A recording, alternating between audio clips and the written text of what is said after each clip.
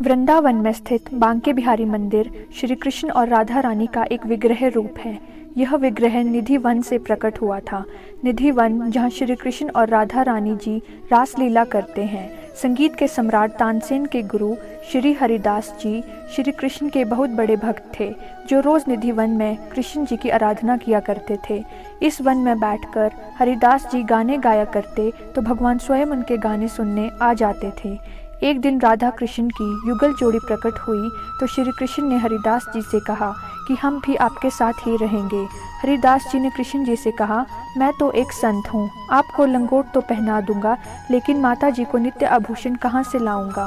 भक्त की यह बात सुनकर श्री कृष्ण मुस्कुराए और राधा कृष्ण की युगल जोड़ी एकाकार हो गई और एक विग्रह रूप में प्रकट हुई। हरिदास जी ने इस विग्रह को बांके बिहारी का नाम दिया। तो चलिए जानते हैं इनसे जुड़े कुछ अद्भुत रहस्यों के बारे में। राधा कृष्ण के विग्रह का स्वयं रूप है बांके बिहारी। बांके बिहारी राधा कृष्ण का विग्रह रूप है।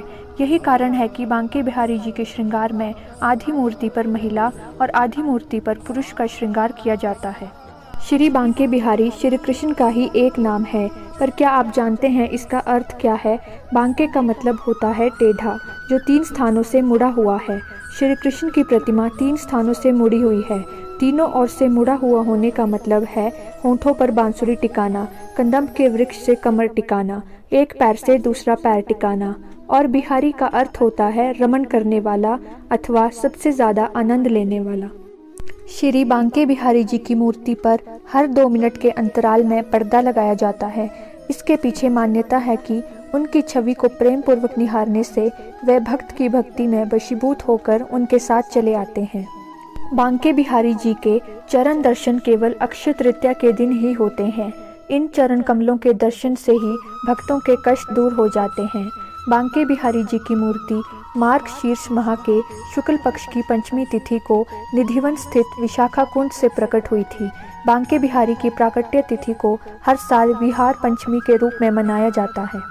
कहा जाता है कि बांके बिहारी भक्त की भक्ति से इतने वशीभूत हो जाते हैं, इसलिए यहाँ आंखें बंद करके पूजा नहीं की जाती, बल्कि बांके बिहारी की आंखों में आंखें डालकर उन्हें निहारा जाता है। बांके बिहारी की मूर्ति में ऐसा आकर्षण है कि वो भक्त को अपनी ओर खींचता है।